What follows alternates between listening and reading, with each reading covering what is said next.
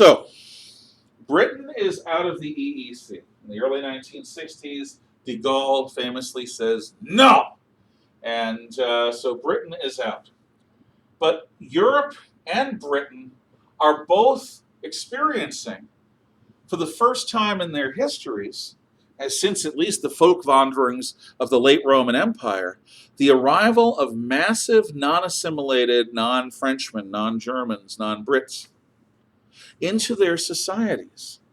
The establishment of multiracial, multi-ethnic, multi-religious societies.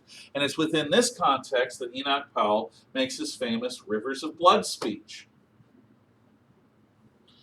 Meanwhile, you have in France and in Germany children and grandchildren, and by now great-grandchildren, of people who arrived as guest workers living in slums outside of Paris and Dusseldorf with no incentive to be a part of their society. Oh, they live in France, but they are not Franc-Suisse. They are not a French stock. So they live in France, but they're not French. And these foreign populations, which are basically second-class citizens, are going to seethe. And that seething is going to produce an effect after a while. I'm just telling you what's there. Oh, and there's this problem too. Because of the social democratic utopian womb to the tomb, cradle to grave welfare states, these immigrants, many of them, don't work. They live on welfare for everything, which means they don't have to leave their little ethnic ghetto. They don't have to go out and get a job. They don't have to function under French society. They don't have to humble themselves and adapt themselves to this new land where they moved to. No, they can sit proudly in their slums and hate the French for not giving them more, when the French are already giving them, or the Germans or the British, a living. But they're not giving them hope, and they're not going out and seizing their own hope either. Unrestricted immigration combined with the socialist welfare state is an unsustainable model, because social welfare states are very expensive. And they also demand a certain degree of cooperation from the populations. If the population is not politically or culturally unified, it's not going to cooperate. And if you are allowing people to come into your society and not have to learn to function in that society by giving them welfare checks, food stamps, free housing, and the rest, you're setting yourself up for bad results. And we will come to them. We will come to them. Finally, by 1973, the British are allowed to join the European Economic Community. De Gaulle is out of power a few years, and so Britain joins.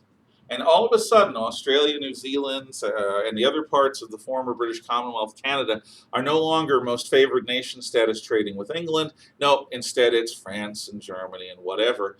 Suddenly, Frenchmen can get into Britain more easily than Australians who have British ancestry. Now, the only other British politician I'll mention is Margaret Thatcher, who in 1978-79 is elected as the first conservative prime minister of Britain, really since Churchill. Margaret Thatcher is interested in pushing back the welfare state and reducing government involvement. But her role in the decolonization thing is important. In 1982, the Argentine military dictatorship under General Leopoldo Galtieri seized a small group of islands off the southern Patagonian Argentine coast, the Falkland Islands, which are inhabited by British people who are mostly shepherds. Argentine soldiers round up the natives, the Brits, and claim that they are now not the Falkland Islands, they are now Islas Malvinas. And they dig in. And they expect the Brits, who are weak, to accept this. But they underestimate Margaret Thatcher, who says this will not stand. We are going to take the islands back.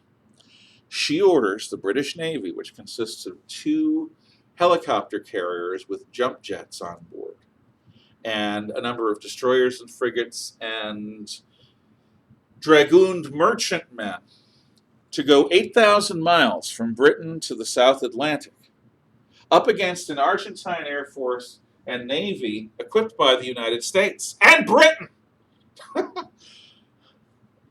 The Argentines at first can't believe this. I mean, Britain's on the decline. Since Suez, the British haven't had the stomach to fight for anything. But Maggie Thatcher is the Iron Lady. You don't mess with Maggie Thatcher. People found out about this during the Falklands War.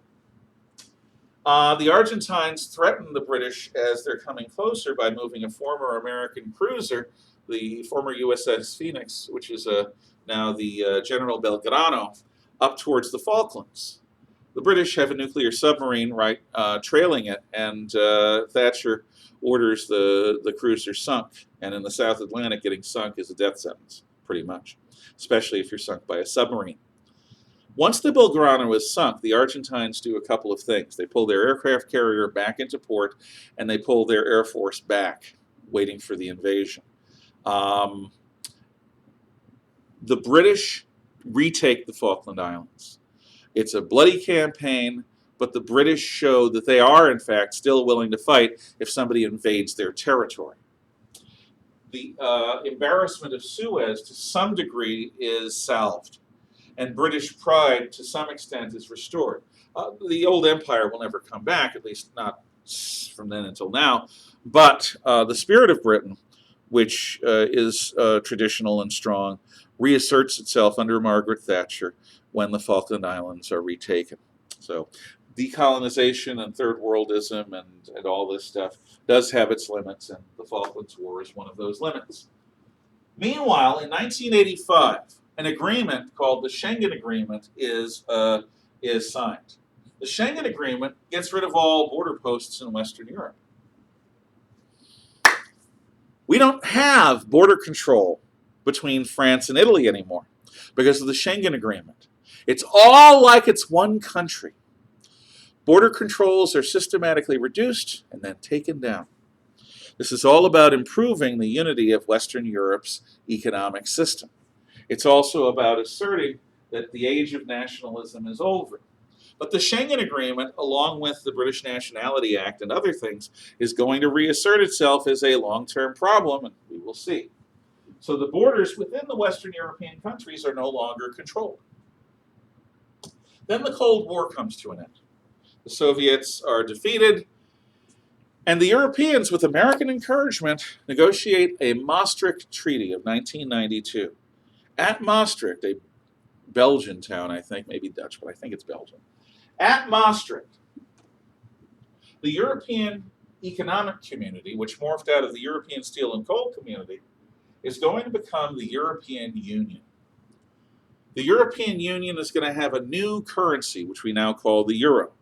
Britain opts out of that. The European Union will have its own parliament. It will have its own defense committee. It will have its own set of laws, its own level of bureaucracy. The European Union will be like a super government. This does not sit well with the British and with several other countries, but it's voted in, and it seems like the next logical step. And what the EU will do is create the world's largest economy at that time. It'll be larger than the United States, but more diverse, more diffuse, because of the fact that you've got a European Union, but you still have a number of very distinct nations and cultures in that mix. But while the European Union is good at raising the living standard of poor countries like Ireland and Greece, and while it is good at setting up national and international heritage sites, the European Union is very bad at dealing with existential problems. For example, the European Union is not nearly trustworthy enough to replace NATO.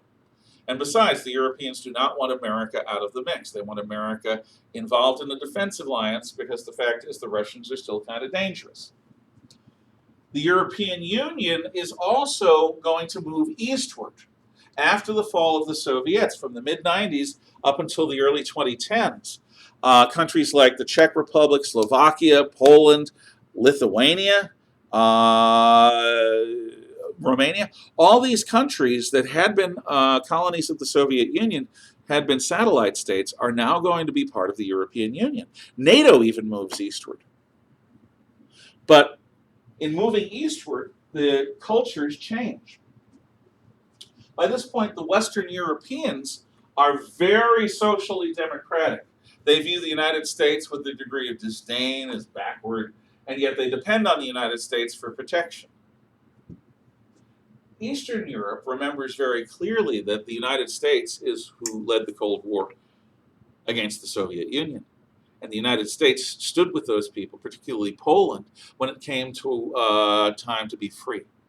So Eastern Europe, as opposed to Western Europe, turns out to be a much more fertile ground for American allies and pro-American sentiment than the West, which had been living like teenagers under America's defensive roof for over 50 years. But the essential problem of whether the European Union is a confederation of independent states designed to ease trade and other international problems, or whether it is a supernation like a new Roman Empire, is a resolution that seems slowly and inexorably and without debate and without proper discussion moving towards that new Roman Empire transnational state model. This is not itself enough to cause problems. However, there are things that will.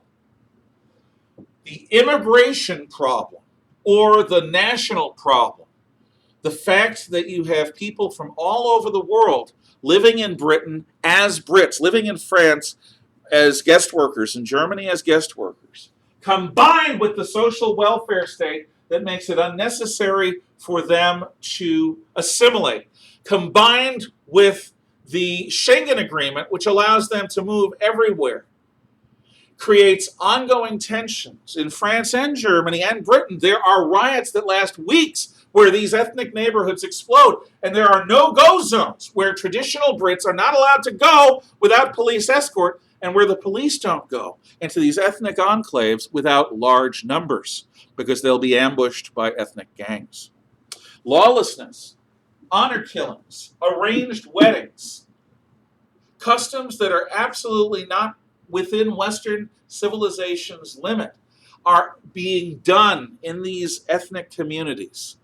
Things are building, and all it will take is a civil war in Syria to cause that building tension to explode.